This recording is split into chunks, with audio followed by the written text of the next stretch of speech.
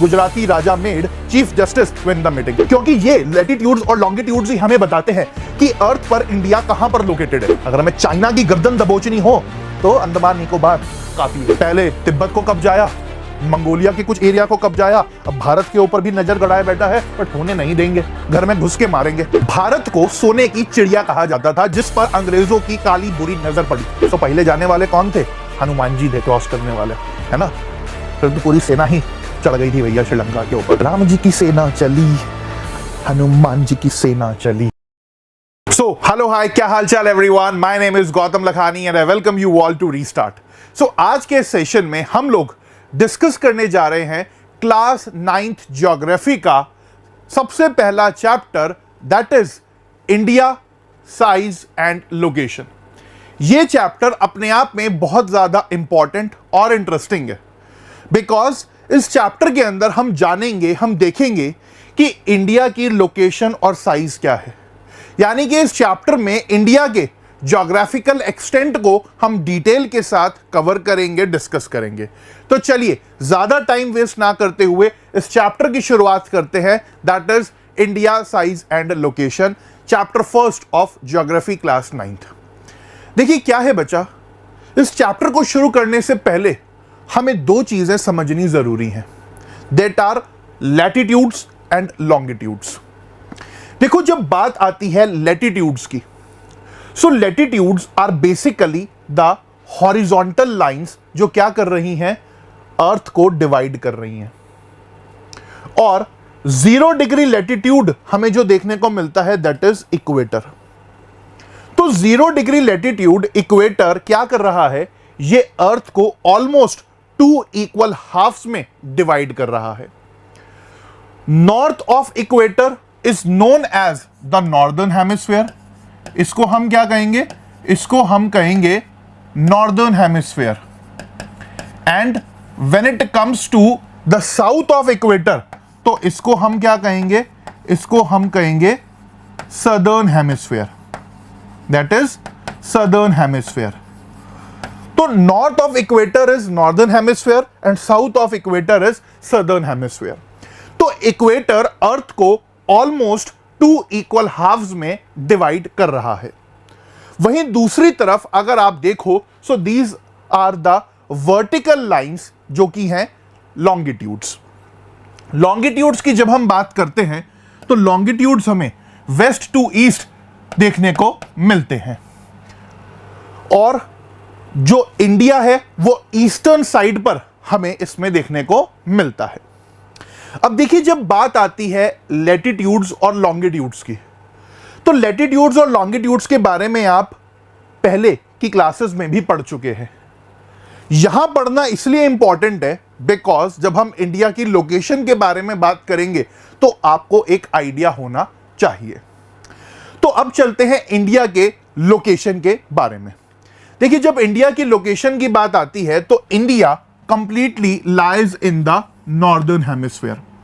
भारत कहां है, Bharat northern hemisphere के अंदर पूरी की पूरी तरीके से लाई करता है। दिस इज इक्वेटर, ये जो लाइन आपको देखने को मिल रही है दिस इज इक्वेटर। तो इक्वेटर के नॉर्थ में इंडिया है, यानी कि नॉर्दर्न हेमिस्फीयर के अंदर इंडिया हमें यहां पर देखने को मिलता है। So India completely lies in the northern hemisphere of the earth. अब जैसे हम लोगों का एक एड्रेस होता है ना, अगर आपसे कोई कहे कि भैया कहां रहते हो, तो आप कह दोगे कि मैं उत्तराखंड में रहता हूं, बट उत्तराखंड तो बहुत बड़ा है, उत्तराखंड में कहां, तो अपना एक पर्टिकुलर एड्रेस है ना कि भैया गली नंबर ये, मोहल्ला ये, शहर ये। वैसे ही इंडिया का भी एक एड्रेस है अर्थ के ऊपर। हमने ये तो कह दिया कि इंडिया नॉर्दर्न हेमिस्फीयर में लाया करता है, बट नॉर्दर्न हेमिस्फीयर में किधर, तो इसका एक एड्रेस है, that is the latitudes and the longitudinal extent. तो जब लैटिट्यूडनल एक्सटेंट की बात आती है, so 8 degree 4 minute north to 37 degree 6 minute north is the latitudinal extent of India. यानी कि अगर आप यहां पर देखें तो 8 डिग्री 4 मिनट नॉर्थ से लेकर के 37 डिग्री 6 मिनट नॉर्थ इंडिया का क्या है, लैटिट्यूडनल एक्सटेंट है बच्चा। This is the latitudinal extent of India, ये इंडिया का लैटिट्यूडनल एक्सटेंट है। वहीं जब बात आती है लॉन्गिट्यूडनल एक्सटेंट की, so longitudinal extent of India is 68 degree 7 minute east to 97 degree 25 minute east. ये इंडिया का लॉन्गिट्यूडनल एक्सटेंट है। तो मैप पर आप नजर डालिए, यहां से 68 degree 7 minute east to 97 degree 25 minute east क्या है, ये इंडिया का लॉन्गिट्यूडनल एक्सटेंट है। This is the longitudinal extent of India. अब ये लॉन्गिट्यूडनल और लैटिट्यूडनल एक्सटेंट इंडिया का काफी ज्यादा इंपॉर्टेंट हो जाता है, क्योंकि ये लैटिट्यूड्स और लॉन्गिट्यूड्स ही हमें बताते हैं कि अर्थ पर इंडिया कहां पर लोकेटेड है। And these latitudes and longitudes are something very important, क्योंकि अगर हमें इंडिया का टाइम डिटरमाइन करना हो कि भारत में क्या समय चलेगा, तो लॉन्गिट्यूड्स इंपॉर्टेंट हो जाते हैं। साथ में इंडिया का टेम्परेचर कैसा है, क्लाइमेट कैसा है, ये जानना हो तो लैटिट्यूड्स इंपॉर्टेंट हो जाते हैं। So latitudinal and longitudinal extent of India is something very very important. अब लैटिट्यूड्स और लॉन्गिट्यूड्स के बाद अगर आप यहां पर देखो तो दोनों के बीच में जो डिफरेंस है दैट इज अबाउट 30 डिग्रीज।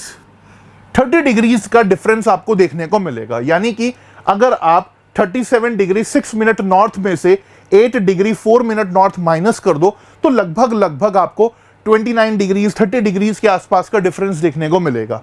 वहीं आप 97 डिग्री 25 मिनट ईस्ट से 68 डिग्री 7 मिनट ईस्ट को माइनस कर दो तो भी आपको लगभग इक्वल ही, सिमिलर ही क्या देखने को मिलेगा, डिफरेंस देखने को मिलेगा अराउंड 29 डिग्रीज ही। बट अगर आप इस मैप पर नजर डालो तो ऐसा नहीं लगता कि इंडिया का जो नॉर्थ साउथ एक्सटेंट है वो थोड़ा सा बड़ा है compare to west to east. ऐसा नहीं लगता देखने में कि east west extent appears to be smaller than the north south extent। देखो, ध्यान से देखो, जब हम इंडिया के नॉर्थ की बात करें और इंडिया के साउथ को देखें तो इंडिया का नॉर्थ और साउथ के बीच का जो डिफरेंस है, जो स्ट्रेच है, वो हमें ज्यादा देखने को मिलता है compare to west to east. West to east देखो जरा ध्यान से। और अगर आप एक्चुअल डिस्टेंस को देखो तो जो एक्चुअल डिस्टेंस इंडिया का नॉर्थ टू साउथ है दैट इज 3214 किलोमीटर, और वेस्ट टू ईस्ट जो इंडिया का एक्सटेंट है दैट इज 2933 किलोमीटर।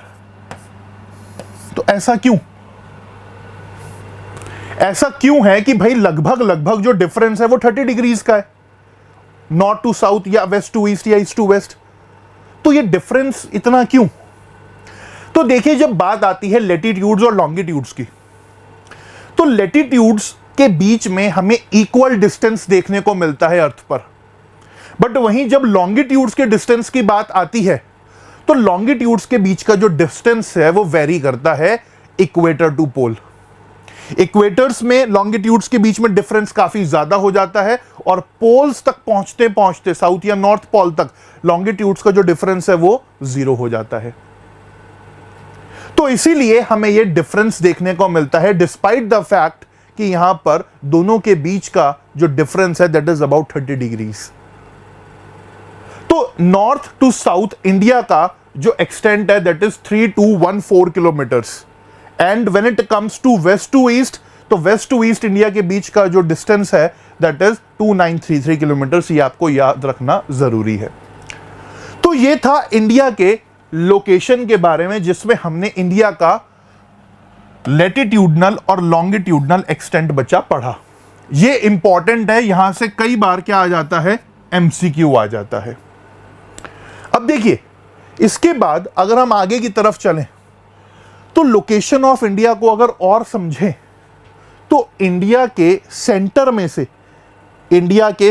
में से हमें एक इमेजिनरी लाइन पास होती हुई देखने को मिलती है which is known as tropic of cancer. तो हमें यहां पर 23 डिग्री 30 मिनट नॉर्थ लैटिट्यूड, जिसको हम ट्रॉपिक ऑफ कैंसर कहते हैं, वो पास होता हुआ देखने को मिलता है। And this tropic of cancer divides India into almost 2 equal halves. ये क्या कर रहा है, ये भारत को ऑलमोस्ट 2 इक्वल पार्ट्स में डिवाइड कर रहा है, इफ यू सी हियर। अब यहां पर एक क्या कैच है जो आपको याद रखना जरूरी है। देखो इक्वेटर, बच्चे अक्सर कंफ्यूज हो जाते हैं। इक्वेटर क्या कर रहा है, वो अर्थ को, किसको बच्चा, अर्थ को ऑलमोस्ट 2 इक्वल हाफ्स में डिवाइड कर रहा है। तो ई से इक्वेटर और ई से ही अर्थ, ऐसे याद रखना। और जो ट्रॉपिक ऑफ कैंसर है ये किसको ऑलमोस्ट 2 इक्वल हाफ्स में डिवाइड कर रहा है, ये इंडिया को ऑलमोस्ट 2 इक्वल हाफ्स में डिवाइड कर रहा है। तो ये आपको समझना जरूरी है। So tropic of cancer is dividing India into almost 2 equal parts या इक्वल हाफ्स। और ये ट्रॉपिक ऑफ कैंसर क्या कर रहा है, 8 राज्यों से, 8 स्टेट्स से पास हो रहा है, जिसमें सबसे पहले यहां पर आ जाता है आपका Gujarat. So the first state is Gujarat, जहां से ट्रॉपिक ऑफ कैंसर पास कर रहा है। Then second state is Rajasthan, बहुत थोड़ा सा राजस्थान का हिस्सा भी इसमें लग रहा है। Then third state is Madhya Pradesh, here you can see. And fourth state is Chhattisgarh, आप यहां पर देख सकते हो। And fifth state is Jharkhand. And then sixth state is west Bengal. And seventh state is Tripura. और 8th स्टेट यहां पर हो जाता है हमारा मिजोरम। तो अगर हम ट्रॉपिक ऑफ कैंसर की बात करें तो ट्रॉपिक ऑफ कैंसर इन 8 राज्यों से होकर के निकल रहा है, जिसमें सबसे पहले यहां पर आ गया गुजरात, फिर आ गया राजस्थान, फिर आ गया मध्य प्रदेश, फिर आ गया छत्तीसगढ़, फिर आ गया झारखंड, फिर आ गया वेस्ट बंगाल, फिर आ गया त्रिपुरा और फिर आ गया मिजोरम। तो इस तरीके से 8 राज्यों में से, इन 8 स्टेट्स में से क्या हो रहा है, हमारा जो ट्रॉपिक ऑफ कैंसर है वो पास हो रहा है।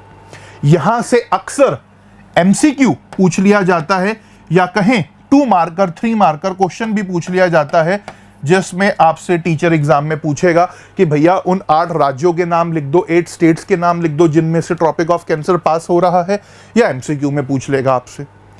अब कई बच्चे यहां पर गड़बड़ कर जाते हैं, भूल जाते हैं। तो अगर आपको इसको याद रखना है, इन 8 स्टेट्स को याद रखना है, तो एक ट्रिक मैं आपको यहां पर बता देता हूं। तो 8 स्टेट्स कौन से थे, 8 स्टेट में सबसे पहले था आपका गुजरात, गुजरात के बाद आपका फिर था राजस्थान, राजस्थान के बाद फिर आपका था मध्य प्रदेश, मध्य प्रदेश के बाद फिर आपका था छत्तीसगढ़, छत्तीसगढ़ के बाद फिर आपका था झारखंड, झारखंड के बाद आपका था वेस्ट बंगाल, वेस्ट बंगाल के बाद आपका था त्रिपुरा, और त्रिपुरा के बाद आपका था मिजोरम। ये 8 स्टेट्स हैं, क्या हैं, ये 8 राज्य हैं, 8 स्टेट्स जहां से क्या हो रहा है, ट्रॉपिक ऑफ कैंसर पास हो रहा है। 8 राज्य हैं ये, गुजरात, राजस्थान, मध्य प्रदेश, छत्तीसगढ़, झारखंड, वेस्ट बंगाल, त्रिपुरा और मिजोरम। अब सवाल आता है कि भैया याद कैसे करें, याद नहीं होता, भूल जाते हैं। कभी गुजरात को भूल जाते हैं तो कभी मध्य प्रदेश को, कभी झारखंड को भूल जाते हैं तो कभी त्रिपुरा मिजोरम को, तो कभी राजस्थान या छत्तीसगढ़ को। याद कैसे रखें इन 8 के 8 को, तो एक ट्रिक है गुजराती राजा made chief justice win the meeting. इस ट्रिक से याद रख सकते हो बच्चा, अगर भूल जाते हो तो इस ट्रिक से याद रख सकते हो। गुजराती से गुजरात, राजा से राजस्थान, मेड से मध्य प्रदेश, चीफ से छत्तीसगढ़, जस्टिस से झारखंड, विन से वेस्ट बंगाल, दी से त्रिपुरा और मीटिंग से मिजोरम। तो अगर याद करना हो कि भैया कौन से 8 राज्य हैं जहां से ट्रॉपिक ऑफ कैंसर पास हो रहा है, तो इस ट्रिक से याद कर सकते हो। And the trick is Gujarati Raja made chief justice win the meeting. एक बार देख लो, नजर डाल लो इस पर। एक बार ध्यान से इसको देख लीजिए आप लोग, आगे चलेंगे फिर बाकी चीज़ों को डिस्कस करेंगे। आई होप आप लोगों ने देख लिया होगा, इसको नोट भी कर लिया होगा निमोनिक को, बहुत इंपॉर्टेंट निमोनिक है ताकि 1 या 2 नंबर आपके मिस ना हो। अब आगे चलते हैं और यहां पर हम बात करेंगे किस बारे में, यहां पर हम बात करेंगे इंडिया के लोकेशन के बारे में और थोड़ा सा। देखो क्या है कि जब इंडिया के नॉर्थ वेस्ट, नॉर्थ या नॉर्थ ईस्ट पॉइंट को देखो, यानी कि यहां से शुरू हो जाओ आप, ये पूरा का पूरा जो हिस्सा है हमारा, ये क्या है, ये पूरा का पूरा हिस्सा आपका माउंटेन्स से ढका हुआ है, young fold mountains that are Himalayas. तो आपको यहां पर नॉर्थ में, नॉर्थ वेस्ट में और नॉर्थ ईस्ट में हिमालयन माउंटेन्स देखने को मिलते हैं विच प्रोटेक्ट इंडिया, है ना। ये इंडिया के क्या है, नेचुरल फ्रंटियर्स है, बचा रहे हैं भारत को। इसके बाद अगर आप देखो तो एक टेपर आपको देखने को मिलेगा 22 डिग्री नॉर्थ लैटिट्यूड के बाद, यानी कि अगर आप यहां पर देखो तो एक थोड़ा सा इंडिया ना झुका हुआ है इधर को, अगर आप ध्यान से देखो तो इसके बाद। और फिर यहां से हम क्या देखते हैं कि यहां से हमारे शुरू हो जाती हैं 2 seas, Arabian sea on the western side, western side पे Arabian sea and bay of Bengal in its east. India के ईस्टर्न साइड पर आ गया बे ऑफ बंगाल और इंडिया के वेस्टर्न साइड पर आ गया अरेबियन सी। तो इंडिया इज अ पेनिनसुला।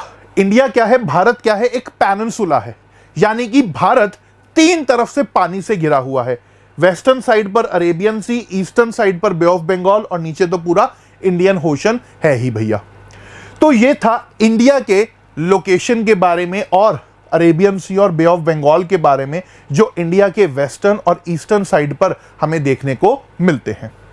इसके बाद जब बात आती है यहां पर आइलैंड्स की, तो भारत के अंदर हमें 2 मेन आइलैंड ग्रुप्स भी देखने को मिलते हैं, जिसमें सबसे पहले आता है Andaman and Nicobar island group and it is in bay of Bengal.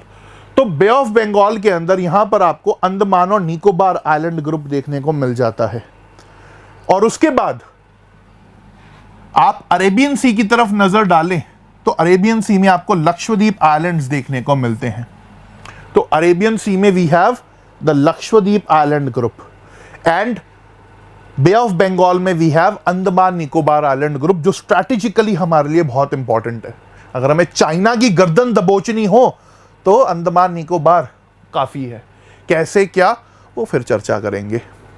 तो देखिए जब बात आती है यहां पर 2 आइलैंड ग्रुप्स की, तो in bay of Bengal we have the Andaman Nicobar island group and in Arabian sea we have Lakshadweep island group. तो ये आपको थोड़ा सा यहां पर पता होना चाहिए। इसके बाद अगर आप यहां पर देखें तो एक जो इंडिया का सदर्न मोस्ट पॉइंट था उसका नाम था इंदिरा पॉइंट। क्या नाम था? इंदिरा पॉइंट। वो इंडिया का सदर्न मोस्ट पॉइंट था, जो कि 2004 में सुनामी के दौरान क्या हो गया, पानी में डूब गया, सबमर्ज हो गया, अब नहीं है। तो 2004 तक भारत का जो सदर्न मोस्ट पॉइंट था that was the Indira point. तो ये था इंडिया के आइलैंड ग्रुप्स के बारे में, जिसको हमने यहां पर अभी डिस्कस करा। तो देखिए इंडिया के लोकेशन को हमने अभी पढ़ा, इंडिया के लोकेशन को हम लोगों ने डिस्कस करा, समझा, और ध्यान से इंडिया के लैटिट्यूडनल एक्सटेंट और लॉन्गिट्यूडनल एक्सटेंट के बारे में हम लोगों ने पढ़ा। ट्रॉपिक ऑफ कैंसर किन 8 राज्यों से 8 स्टेट से होकर के निकलता है वो हमने यहाँ पर देखा, और उसका एक निमोनिक, उसका एक ट्रिक भी हमने समझा। अब आगे की तरफ चलेंगे और हम यहाँ पर बात करेंगे इंडिया के साइज के बारे में। लोकेशन तो देख ली भैया कि नॉर्दर्न हेमिस्फीयर में है, लैटिट्यूडनल और लॉन्गिट्यूडनल एक्सटेंट है, ट्रॉपिक ऑफ कैंसर बीच से जा रहा है, ऑलमोस्ट 2 इक्वल पार्ट्स में इंडिया को डिवाइड कर रहा है, ये सब देख लिया। अब इंडिया का साइज क्या है? सो इंडिया का जो एरिया है that is 3.28 million square kilometre, और वर्ल्ड के एरिया के कंपैरेटिवली इट इज 2.4%। साइज में India is the 7th largest country. अगर आप बाकी कंट्रीज के साथ कंपेयर करो तो भारत हमारा 7th लार्जेस्ट कंट्री हो जाता है। साथ ही साथ इंडिया की लैंड बाउंड्री को अगर हम देखें तो ये लैंड बाउंड्री, ये जो लाल वाली चमचमा रही है यहां पर लैंड बाउंड्री है ना, पिंक एंड रेड कलर की जो आपको ये दिख रही है, तो ये लैंड बाउंड्री है 15,200 किलोमीटर। तो भारत की 15,200 किलोमीटर क्या है, लैंड बाउंड्री है। और जो इंडिया की कोस्ट लाइन है उसमें अगर आप अंडमान निकोबार और लक्षद्वीप को भी इंक्लूड कर दो तो वो हो जाती है 7516.6 किलोमीटर। कितनी? 7.16.6 किलोमीटर। तो आप यहां पर देखो, यानी कि इंडिया की जो कोस्ट लाइन है, समुद्री रेखा है ये ब्लू वाली, इसको मिलाओ और साथ में अंडमान निकोबार और लक्षद्वीप आइलैंड ग्रुप्स को मिला लो तो हो जाता है 7516.6 kilometre. So this is the size of India. तो इंडिया की जो लैंड बाउंड्री है, लैंड बाउंड्री कितनी है बच्चा? इंडिया की जो लैंड बाउंड्री है इट इज 15,200 किलोमीटर। वहीं इंडिया की जो कोस्ट लाइन है, इंडिया की जो कोस्ट लाइन है इट इज 7,516.6 किलोमीटर। तो ये था इंडिया की कोस्ट लाइन और लैंड बाउंड्री के बारे में डेटा। आगे अगर देखें समझें, जैसे कि मैंने बताया कि जो इंडिया है वो 7th लार्जेस्ट कंट्री है, तो इंडिया से पहले बाकी कौन से देश है भाई? तो देखो नंबर 1 पर आता है हमारा रशिया, बहुत एरिया है भाई के पास। नंबर 2 पर आता है कनाडा। नंबर 3 पर आता है यूएसए। नंबर 4 पर आता है चाइना। नंबर 5th पर आता है ब्राजील।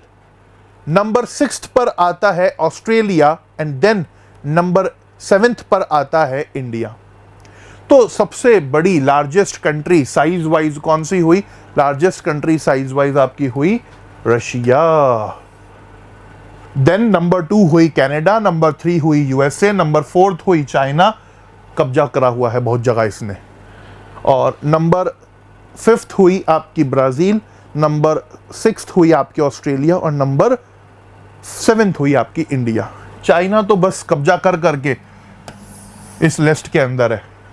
पहले तिब्बत को कब्जाया, मंगोलिया के कुछ एरिया को कब्जाया, अब भारत के ऊपर भी नजर गड़ाए बैठा है, बट होने नहीं देंगे, घर में घुस के मारेंगे, है ना। तो ये थी 7th largest country, 7 largest countries जिनके बारे में हम लोगों ने यहां पर पढ़ा। अब देखिए इंडिया 7th नंबर पर आता है with 3.28 million square kilometre area. तो ये हो गई इंडिया का साइज जो कि अभी हमने यहां पर पढ़ा। अब इंडिया के साइज के बाद अगर हम यहां पर देखें समझें तो आप देखो कि जो गुजरात और अरुणाचल प्रदेश है उसके बीच में ये रहा गुजरात आपका और उधर है आपका अरुणाचल प्रदेश। इसके बीच में एक ठीक ठाक डिस्टेंस हमें देखने को मिलता है। कैसे? यहां का जो आपका लॉन्गिट्यूडनल एक्सटेंट है दैट इज 68.7 मिनट ईस्ट। ठीक है। अरुणाचल प्रदेश का जो लॉन्गिट्यूडनल एक्सटेंट है दैट इज 97.25 मिनट ईस्ट। तो जब इंडिया के लॉन्गिट्यूडनल एक्सटेंट को अगर हम देखें तो लगभग यहां पर आपको 30 डिग्रीज का डिफरेंस या कहें 29 डिग्रीज का डिफरेंस देखने को मिलेगा। और ये जो डिस्टेंस है वेस्ट टू ईस्ट, ये जो डिस्टेंस है गुजरात टू अरुणाचल प्रदेश, इसकी वजह से एक टाइम लैग हमें देखने को मिलता है। कितना भैया? 2 घंटे का, 2 आवर्स का। यानी कि गुजरात और अरुणाचल प्रदेश के बीच 2 घंटे का टाइम गैप है। यानी कि मतलब क्या कि गुजरात वाले 2 घंटे पीछे हैं, आएंगे अभी समझते हैं। ये थोड़ा इंपॉर्टेंट है, ध्यान से समझना इसको। दिस इज इंपॉर्टेंट, तो ध्यान से समझिएगा। तो देखो क्या है कि एक टाइम लैग, एक टाइम डिस्टेंस हमें देखने को मिलता है यहां पर। और इस टाइम लैग को, इस टाइम डिस्टेंस को सॉल्व करने के लिए हमने क्या करा, तो एक कैलकुलेशन यहां पर थोड़ा सा समझते हैं, फिर इस पर आएंगे। देखो जब कैलकुलेशन की बात यहां पर आती है तो मैं आपको थोड़ा कैलकुलेशन करके समझाता हूं। कैलकुलेशन में थोड़ा मैथ्स है, तो जो मैथ्स है ध्यान से समझना।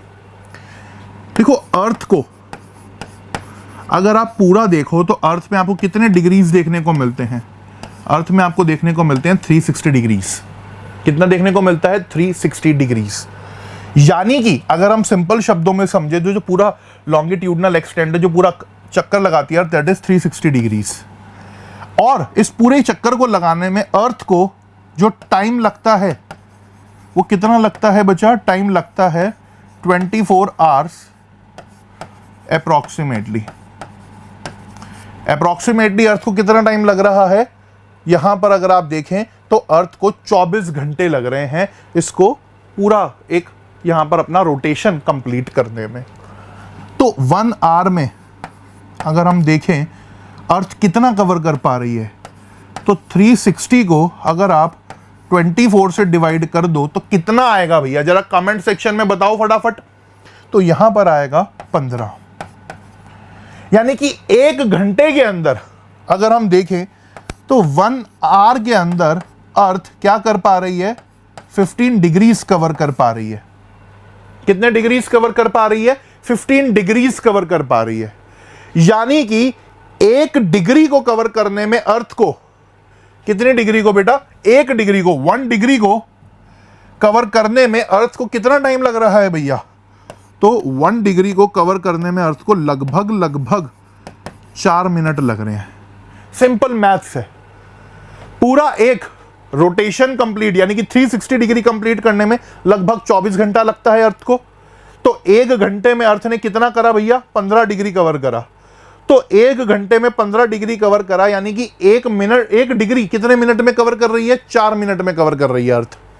तो अब अगर आप देखो इस गैप के बीच की अगर हम यहां पर बात करें, अगर हम देखें कि 68 डिग्री 7 मिनट ईस्ट और 97 डिग्री 25 मिनट ईस्ट के बीच में कितना डिस्टेंस है? Approximately 29 degrees. कितना है बेटा? अप्रॉक्सीमेटली 29 डिग्रीज है डिस्टेंस जो है। तो अब यहां पर अपने को क्या करना है? अपने को सीधा सीधा यहां पर क्या करना है? अपने को यहां पर 29 को 4 से मल्टीप्लाई कर देना है। क्या कर देना है? 29 को 4 से मल्टीप्लाई कर देना है। तो ये 29 क्या हो गई? ये 29 अपनी डिग्रीज हो गई। 4 क्या हो गए? अपने मिनट हो गए। 29 डिग्रीज और 4 मिनट हो गए यहां पर। तो आप 29 डिग्रीज को 4 मिनट से अगर यहां पर क्या करेंगे? मल्टीप्लाई करेंगे तो आंसर क्या आएगा अपने पास? आंसर आएगा अपने पास 116 मिनट। यानी कि अर्थ को ये 29 डिग्रीज कवर करने में कितना टाइम लग रहा है? 116 मिनट लग रहा है। That is 2 hours approximately. Approximately कितना है भैया? 2 घंटा है। तो गुजरात और अरुणाचल प्रदेश के बीच का जो डिफरेंस है दैट इज अप्रोक्सीमेटली 2 आवर्स। 2 घंटे का डिफरेंस है। कितना है? 2 घंटे का डिफरेंस है। यानी कि अगर आप देखो तो आप सबको पता है कि sun rises in the east and sets in the west. सूरज कहां से निकलता है? ईस्ट से निकलता है और वेस्ट में जाकर के डूबता है। तो हम कह सकते हैं कि अरुणाचल प्रदेश में सूर्य उदय गुजरात से 2 घंटा पहले हो जाता है। तो हां जी, हो जाता है। और गुजरात के अंदर सूर्यास्त अरुणाचल प्रदेश से 2 घंटे बाद होता है। तो हां जी, होता है। बट अब खुद सोचो कि अगर हम ये 2 घंटे का डिस्टेंस लेके चलते तो बीच में डिस्टेंस कम हो जाता। यहां पर आते आते 1 घंटा हो जाता, यहां तक आते आते 30 मिनट हो जाता ना। तो इस प्रॉब्लम को कैसे सॉल्व करें भैया? इस प्रॉब्लम को कैसे सॉल्व करा जाए? तो अपन ने कहा कि भाई हम एक स्टैंडर्ड मेरिडियन चुनेंगे। खुद सोचो ना, अब सुबह ऑफिस खुलने का टाइम है 8 बजे, तो अरुणाचल प्रदेश वाले तो सुबह 8 बजे ऑफिस पहुंच गए और गुजरात में अभी टाइम जो है वो 6 बज रहा है, पीछे हैं 2 घंटे। ये 2 घंटे बाद ऑफिस जा रहे हैं। तो ऐसे तो काम नहीं चलेगा ना। जब यहां 8 बज रहे हैं तो वहां 10 बज गए। टाइम लैग है ना, कंफ्यूजन बहुत ज्यादा। तो हम लोगों ने इस कंफ्यूजन को दूर करने के लिए क्या करा बच्चा? हम लोगों ने एक स्टैंडर्ड मेरिडियन चुना। एक बार इस पर नजर मार लो, फिर मैं आगे आपको स्टैंडर्ड मेरिडियन की बात करूंगा। एक बार ध्यान से इस पर देख लो। तो हम लोगों ने यहां पर क्या करा, हम लोगों ने यहां पर स्टैंडर्ड मेरिडियन को चुना। तो स्टैंडर्ड मेरिडियन जो चुना हमने, वो चुना हमने 82 डिग्री 30 मिनट ईस्ट। ये क्या कर रहा है, ये टाइम लैग को 1 आवर कर दे रहा है। अब 1 घंटे का ही फर्क है, इतना मैनेज हो जाएगा भाई, कोई दिक्कत नहीं। तो हमने इंडिया का सेंटर मोस्ट पॉइंट पकड़ा, दैट इज मिर्जापुर। तो ये इंडिया का सेंटर मोस्ट पॉइंट हमने पकड़ा, that is Mirzapur in UP, जिस पर वेब सीरीज आई थी, देखे थे? तीसरा सीजन भी आ गया है, और जो मजेदार नहीं लगा मुझे। तो मिर्जापुर को हमने क्या करा, सेंटर मोस्ट पॉइंट पकड़ा, और यहां पर हमने देखा कि भाई अब जो एक तरीके से टाइम गैप है, टाइम लैग है, वो 1 घंटे का है, that is manageable.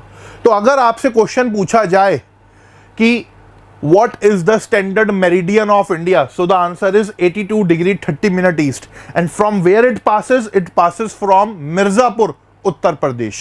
That's it।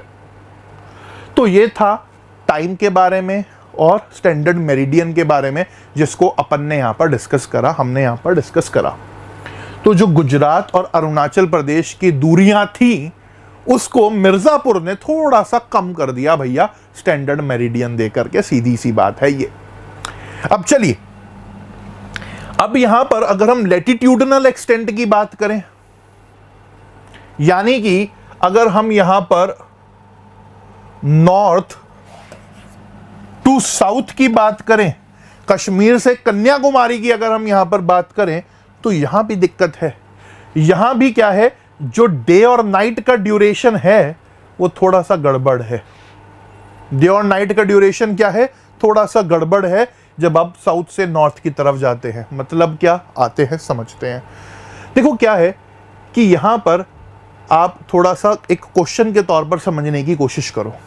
Question आता है कि why is the difference between durations of day and night hardly felt at Kanyakumari but not so in Kashmir.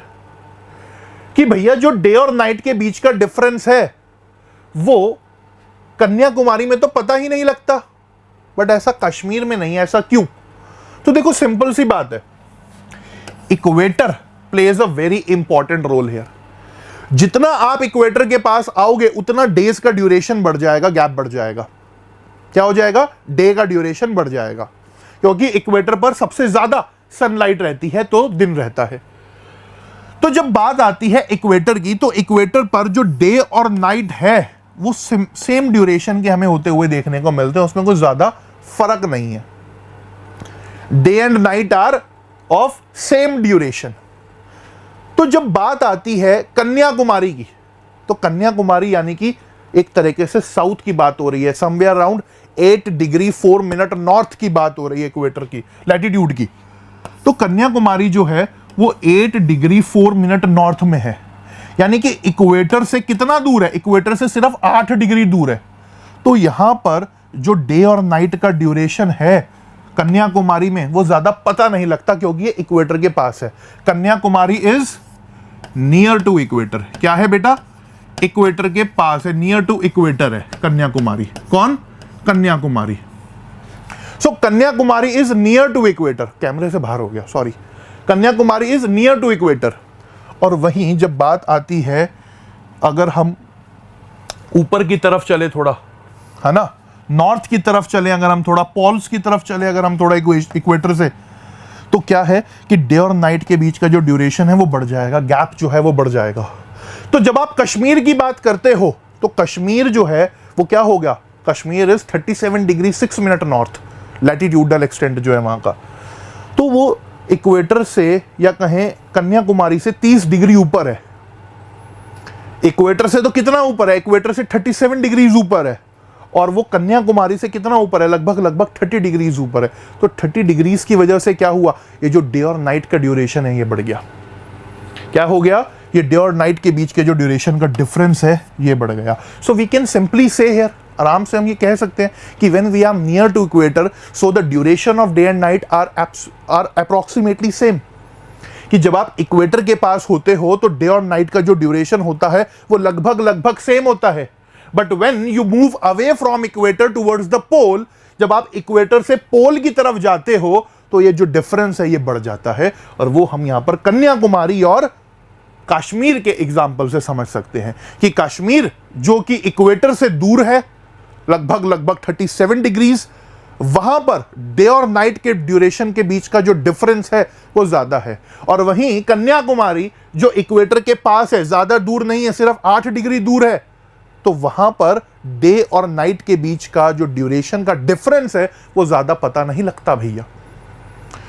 तो इस क्वेश्चन से आप यहां पर ये चीज समझ सकते हो, एक बार ध्यान से इसको देख लो, ये यहां पर इंपॉर्टेंट है, ये सीधा सीधा आपका पूछ लेता है एग्जाम के अंदर, इंपॉर्टेंट है, एक बार इसको देख लो, स्क्रीनशॉट लेना चाहो तो ले लो। चलिए अब आगे की तरफ चलते हैं, और अब हम यहां पर डिस्कस करें, तो मैंने बता दिया भाई, अब मैप आ रहा है, 3214 है बेटा। चलो अब आगे की तरफ चलते हैं, और यहां पर हम लोग देखेंगे, डिस्कस करेंगे किसको, हम यहां पर डिस्कस करेंगे इंडिया एंड द वर्ल्ड को। किसको डिस्कस करेंगे? इंडिया एंड द वर्ल्ड को डिस्कस करेंगे कि भारत के विश्व के साथ किस तरीके के संबंध थे।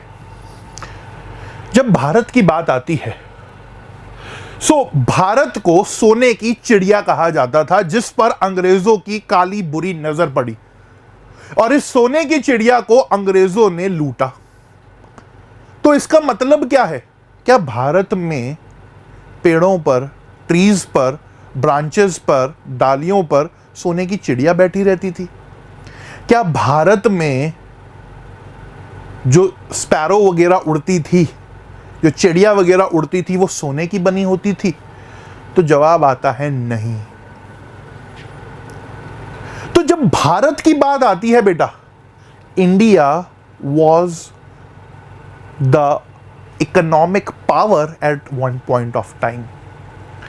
एक समय पर जो भारत है वो इकोनॉमिक पावर था, यानी कि we were contributing that much to the world GDP, यानी कि वर्ल्ड ट्रेड में हमारा एक बहुत बड़ा रोल था, योगदान था, जिसको अंग्रेजों ने बुरी नजर से देखा, और भारत व्यापार करने चले आए। और व्यापार तो क्या ही करते भारत में आकर के कि भैया हमें चौपट कर गए, लूट गए।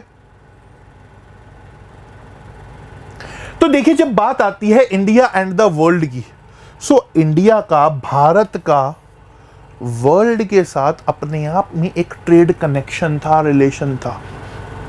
India was the centre. India क्या है? सेंटर है। And west was dependent upon us. जो वेस्टर्न कंट्रीज है, जो यूरोप है, डिपेंड था हमारे ऊपर। भैया मसाला दे दो, भैया कपड़ा दे दो, भैया बर्तन दे दो, डिपेंडेंट था। तो जब बात आती है इंडिया एंड द वर्ल्ड की, तो यहां पर अब हम समझेंगे कि कैसे भारत पूरे वर्ल्ड के साथ कनेक्टेड रहा काफी लंबे समय तक। क्या चीज भारत को पूरे वर्ल्ड के साथ जोड़ती थी और उसका क्या इंपैक्ट हमें होता हुआ देखने को मिला। तो देखिए, जब बात आती है इंडिया एंड द वर्ल्ड की, तो जैसे कि मैंने आप लोगों को बताया कि अगर आप इंडिया की लोकेशन को देखो तो इंडिया ईस्ट और वेस्ट एशिया के सेंटर में पड़ता है, बीच में पड़ता है। मैप कहां है? हाँ, ये रहा। अब देखो, this is west Asia, this is east Asia. Bharat क्या है? बीच में, एकदम सेंटर में। तो ईस्ट एशिया और वेस्ट एशिया के एकदम बीच में है। और जब एशिया की भी अपन बात करते हैं, जब हम एशिया की भी बात करते हैं, तो भारत एशिया में भी किधर है? साउथ वेस्ट में। तो एशिया में भी साउथ वेस्ट के अंदर भारत आ जाता है। और मजे की बात क्या है भैया? मजे की बात यह है कि तीन तरफ से पानी से घिरा हुआ है, that we are surrounded by water from the three sides. तो इंडिया को क्या लगते हैं?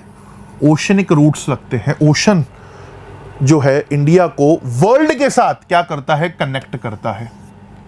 तो बहुत लंबे समय तक यूरोप यानी कि western countries were connected with India.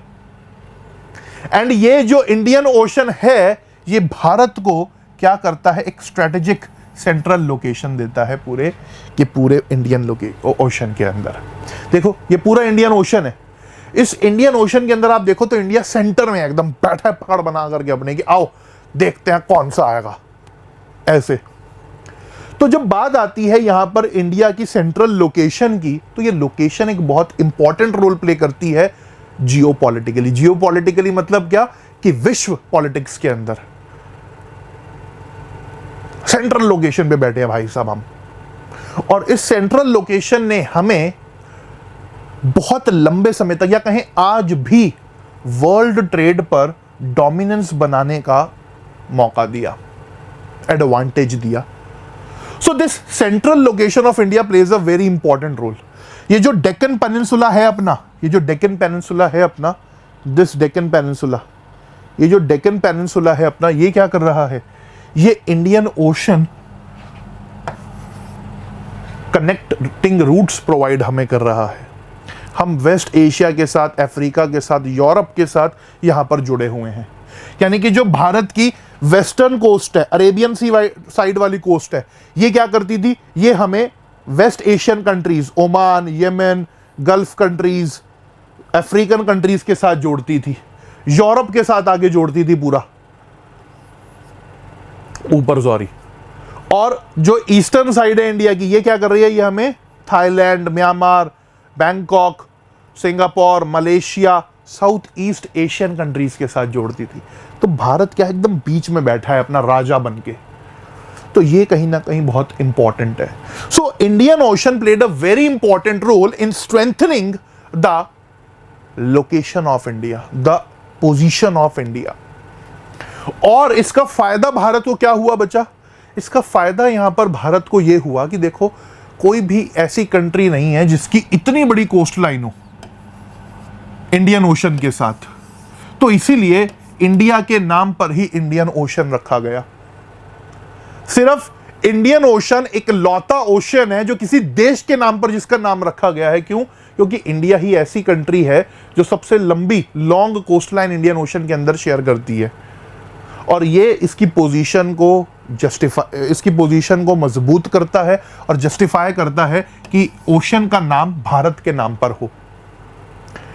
इसके अलावा अगर हम बात करें तो देखो, ओशन तो हमें वर्ल्ड के साथ जोड़ ही रहा था सी रूट्स के थ्रू। वहीं जब माउंटेन्स की बात आती है तो माउंटेन्स के बीच में भी क्या है, पासेस है, दर्रे है। देखो ओ अरे भैया ई का हो रहा है। देखो फॉर एग्जाम्पल अगर आप यहां पर समझो, ड्राइंग तो मेरी वैसे बहुत बेकार है बट फिर भी मैं ट्राई करता हूं। ये एक पहाड़ है, ये एक पहाड़ है, ये एक पहाड़ है। अब इन पहाड़ों के बीच में क्या है, एक रास्ता है। एक रास्ता है जो क्या कर रहा है, इन दो पहाड़ों के बीच से होकर के निकल रहा है, मतलब नीचे से, ऊपर तो नहीं, नीचे से ये रास्ता बना हुआ है ऐसे। तो क्या होता था कि लोग इन रास्तों का इस्तेमाल करते थे व्यापार करने के लिए, ट्रेड करने के लिए। और इन्हीं पैसेजेस को काफी लंबे समय तक एंशिएंट टाइम के अंदर ट्रैवलर्स ने इस्तेमाल करा। क्योंकि आज तो हमारे पास मॉडर्न शिप्स हैं, बड़े बड़े जहाज हैं, हम आसानी से ट्रैवल कर सकते हैं। बट पहले ऐसा नहीं था। पहले मॉनसून के साथ ट्रैवल करना पड़ता था, मॉनसून विंड्स के साथ चलना पड़ता था। तो ये माउंटेन पैसेजेस या ये पासेस बहुत इंपॉर्टेंट रोल प्ले करते थे।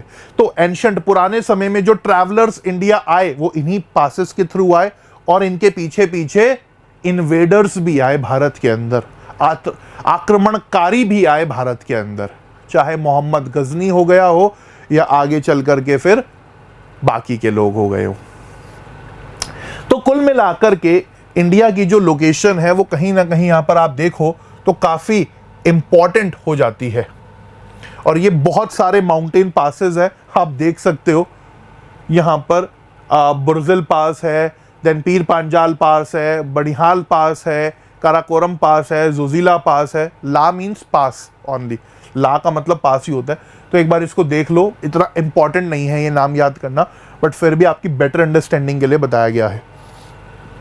So these passes were very important, और इन्हीं पासेस से एंशिएंट समय में ट्रैवलर्स और उन ट्रैवलर्स के साथ ट्रेडर्स और बाद में इन्वेडर्स भी आए भारत के अंदर और इन्होंने बहुत लंबे समय तक, लॉन्ग टाइम तक हमें पूरे वर्ल्ड के साथ जोड़ करके रखा।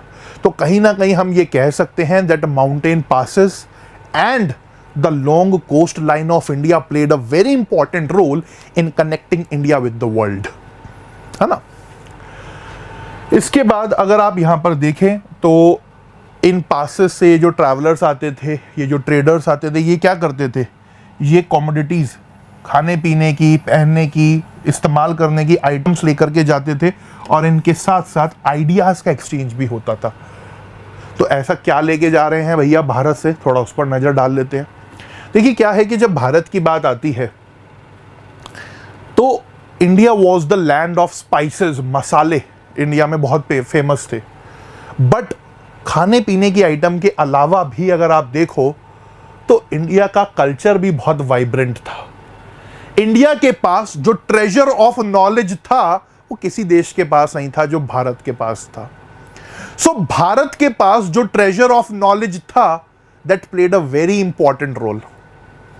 यानी कि जब बात आती है उपनिषदास के आइडियाज की, so the ideas of Upanishad, the ideas of the stories of Ramayana, the stories of Panchatantra, in fact जो न्यूमरल सिस्टम है अपना, डेसिमल सिस्टम है अपना, ये वर्ल्ड को किसने बताया?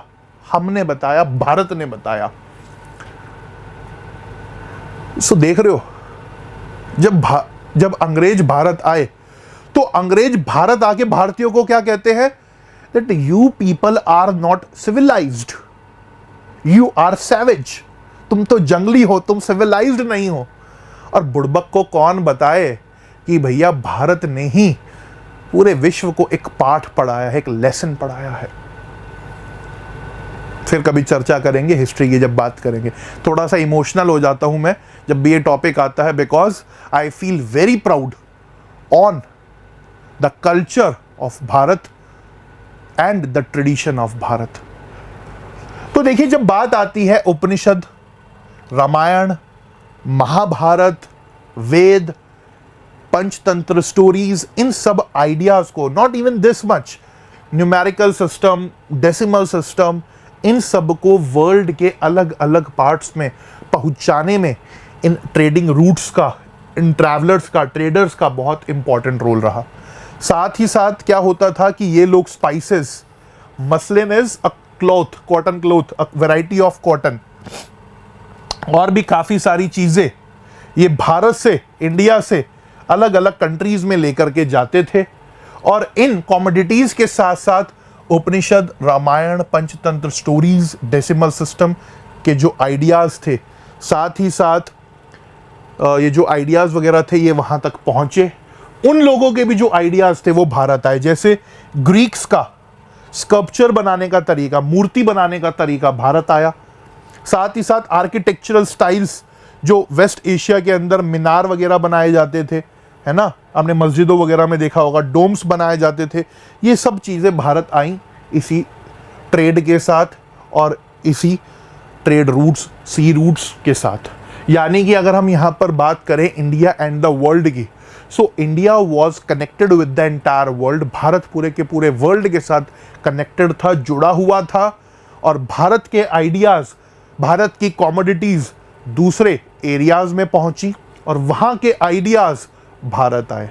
तो भैया कैसे आकर के हमें अनसिविलाइज्ड कह रहे थे अंग्रेज? कैसे कह रहे थे? सड़ते थे, जलते थे, है ना। तो ये एक चीज, एक टॉपिक बहुत इंपॉर्टेंट है, थोड़ा इस पर ध्यान दीजिए, पढ़ लीजिए एक बार इसे, फिर आगे चलते हैं।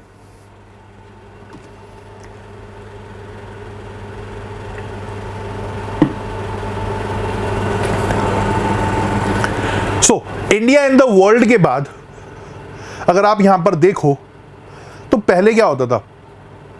पहले अगर किसी को इंडिया आना है, भारत आना है, फॉर एग्जांपल लंदन से या कहीं यूरोप से किसी को इंडिया आना है, तो उसको ये पूरा चक्कर लगा करके अफ्रीका क्रॉस करके भारत आना होता था। इसमें बहुत टाइम लगता था, इसमें बहुत टाइम लगता था। वास्को दी गामा जब पोर्चुगल से चल के भारत आया तो भैया बहुत समय लगा उसको आने में। बट आगे चल करके स्वेज कैनाल ने इस दूरी को शॉर्टन कर दिया। यहां पर अगर हम देखें तो Suez canal played a very important role. अरे वाह, एनिमेशन बढ़िया डले हुए थे यार। तो देखो पहले क्या था, पहले किसी को भारत आना है तो ये हरी वाली लाइन देखो, लंदन से अगर यूरोप से किसी को इंडिया आना है तो ये हरी वाली लाइन घूम के आना पड़ता था बड़ा। बट आगे चल करके क्या हुआ कि जब स्वेज कैनाल की ओपनिंग हुई तो रेड सी से होते हुए स्वेज कैनाल के वाया मेडिटेरेनियन पहुंच के आप सीधा यूरोप पहुंच सकते थे।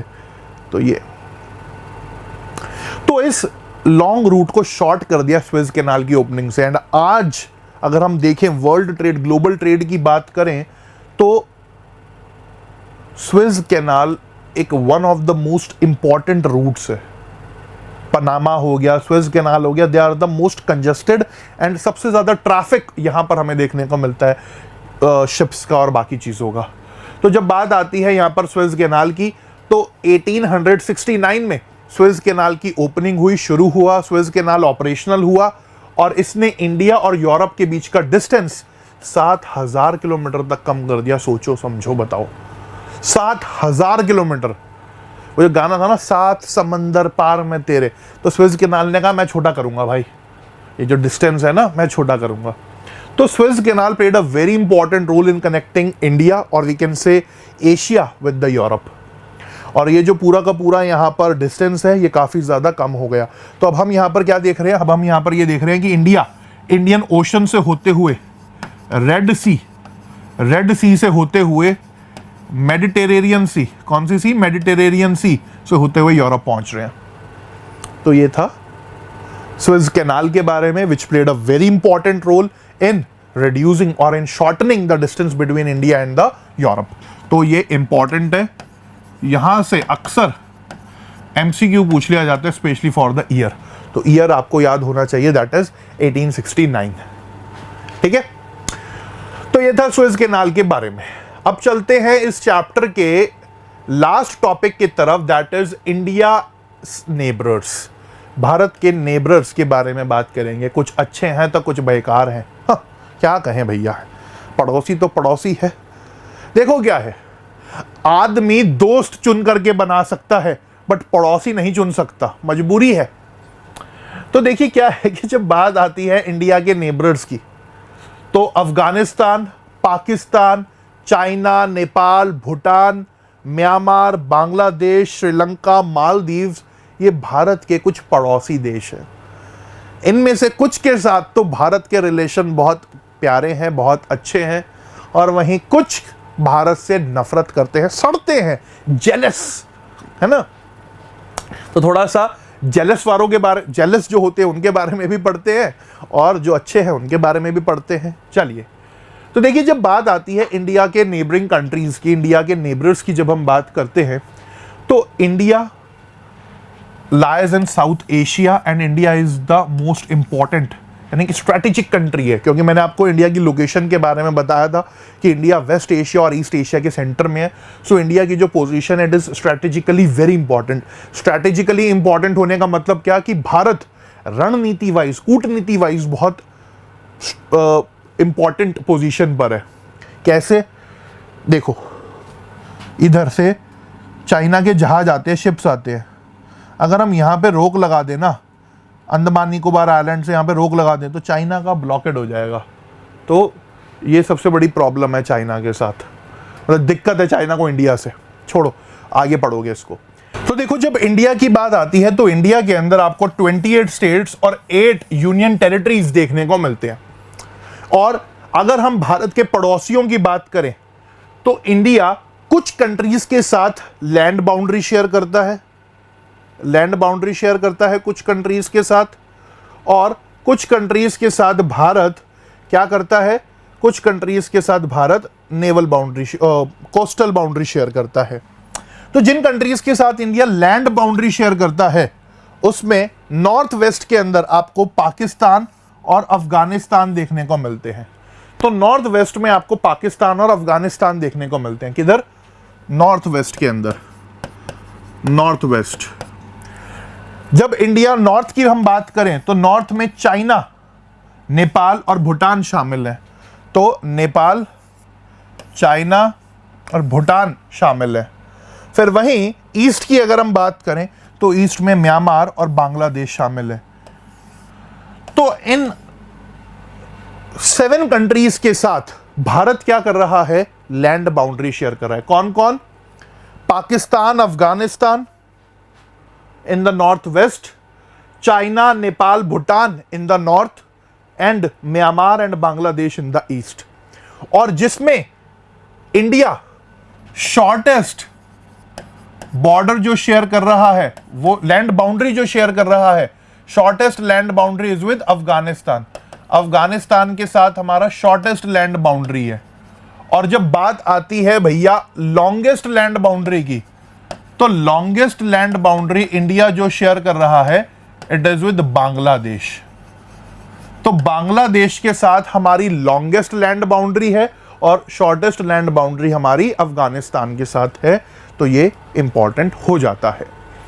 इसके बाद देखिए क्या है कि यहां पर हमारे कुछ साउथ के अंदर सी ये कहें या एक तरीके से समुद्र को पार करके भी हमारे कुछ नेबरर्स हैं।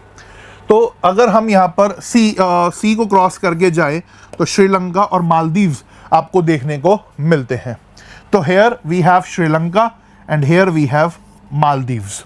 तो Maldives is a island groups जो हमें यहां पर देखने को मिलते हैं और Sri Lanka is also island country.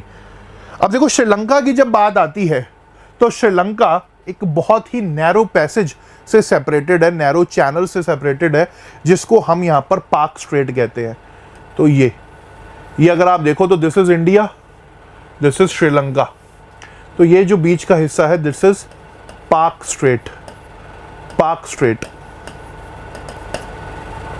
और यहां पर आपको एक गल्फ भी बनता हुआ देखने को मिलता है जिसे हम गल्फ ऑफ मन्नार कहते हैं। तो Sri Lanka is separated from India by a narrow channel of sea formed by Palk strait and gulf of Mannar. तो गल्फ ऑफ मन्नार और पाक स्ट्रेट क्या कर रहा है, इंडिया को श्रीलंका से सेपरेट कर रहा है, अलग कर रहा है। और सबसे पहले जाने वाले कौन थे, हनुमान जी थे क्रॉस करने वाले, है ना। फिर तो पूरी सेना ही चढ़ गई थी भैया श्रीलंका के ऊपर। राम जी की सेना चली, हनुमान जी की सेना चली। चलिए आगे देखते हैं। तो ये हो गया इंडिया और श्रीलंका को सेपरेट करने वाला पाक स्ट्रेट और गल्फ ऑफ मन्नार। इसके बाद अगर हम मालदीव्स की बात करें तो अगर आप लक्षद्वीप आइलैंड्स के ठीक साउथ में देखो तो आपको मालदीव्स देखने को मिलता है। तो ये रहे हमारे लक्षद्वीप आइलैंड ग्रुप। इसके ठीक साउथ में आपको क्या देखने को मिल रहा है, मालदीव्स देखने को मिल रहा है। इसके ठीक नीचे मालदीव्स देखने को मिल रहा है। तो ये था इंडिया की नेबरिंग कंट्रीज के बारे में, जिसमें 7 इंडिया के लैंड बॉर्डर्स शेयर करने वाली कंट्रीज है, जिसमें अफगानिस्तान, पाकिस्तान, नेपाल, भूटान, चाइना, म्यांमार और बांग्लादेश शामिल हैं। और वहीं 2 कंट्रीज जिसमें श्रीलंका और मालदीव शामिल है, दे आर द सी नेबरर्स, है ना। तो ये टोटल 9 नेबरिंग कंट्रीज हमें भारत के पड़ोसी के तौर पर देखने को मिलती हैं, जिसमें से कुछ बदमाश हैं तो कुछ अच्छे हैं। चलिए तो इस चैप्टर को यहीं पर फिनिश करते हैं, इस चैप्टर को यहीं पर एंड करते हैं। I hope you enjoyed the session. I hope आपको इस वीडियो में सेशन में मजा आया होगा। Chapter 1 of class 9th geography India size and location हमने यहाँ पर कंप्लीट करा है, फिनिश करा है। एंड आपको वीडियो कैसा लगा, सेशन कैसा लगा, कमेंट सेक्शन में ज़रूर बताइएगा, अपना फीडबैक ज़रूर दीजिएगा। नीचे टेलीग्राम चैनल का लिंक है, उसको ज़रूर ज्वाइन करिए for the notes and the updates. And most importantly channel को सब्सक्राइब करना मत भूलिएगा। So that's all for the day. Thank you so much everyone. Gautam Lakhani signing off. जय हिंद, जय Bharat. Thank you so much everybody. Thank you so much everyone.